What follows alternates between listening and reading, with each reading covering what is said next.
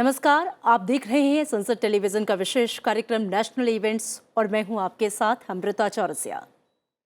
राष्ट्रपति द्रौपदी मुर्मू ने आज राष्ट्रपति भवन में आयोजित एक समारोह में राष्ट्रीय भूविज्ञान पुरस्कार 2022 प्रदान किए।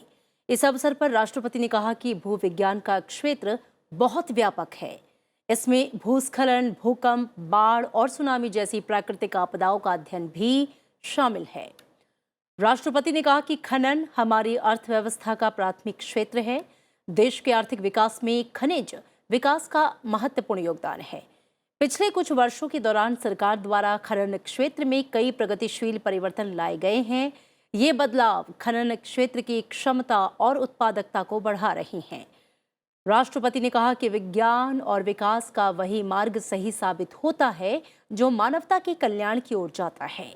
इसलिए भूवैज्ञानिक समुदाय को मानव केंद्रित खनन की दिशा में आगे बढ़ते रहना होगा।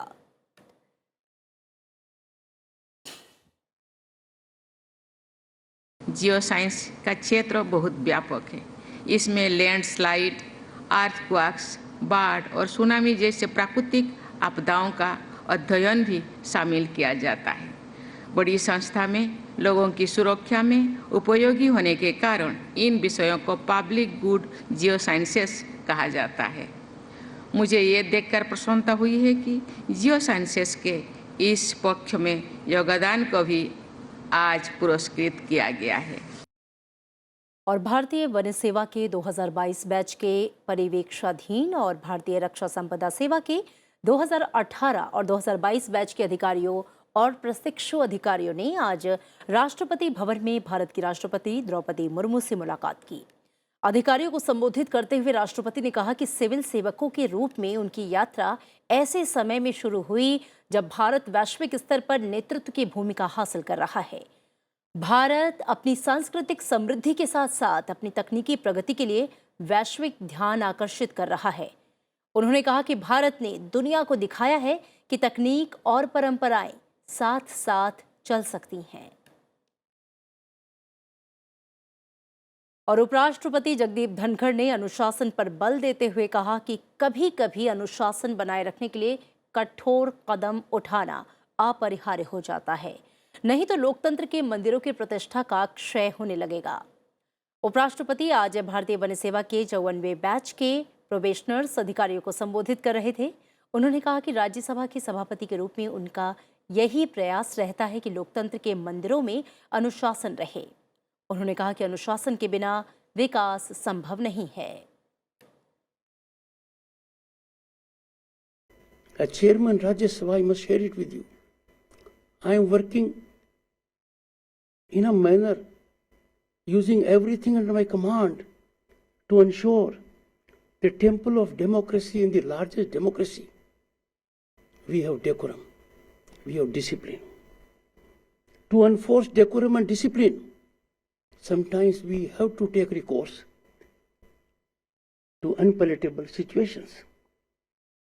But we must never hesitate, because decorum and discipline are connected with our growth, with our reputation, with our prosperity.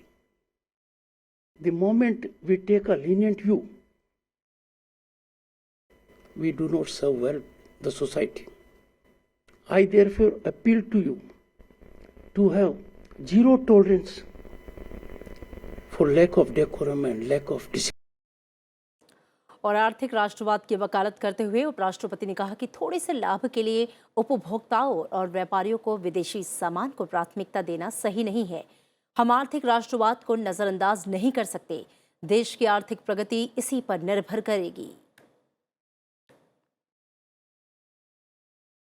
Now, once every Indian citizen strengthens his quotient of economic nationalism, our country will be financially far more superior than it is today.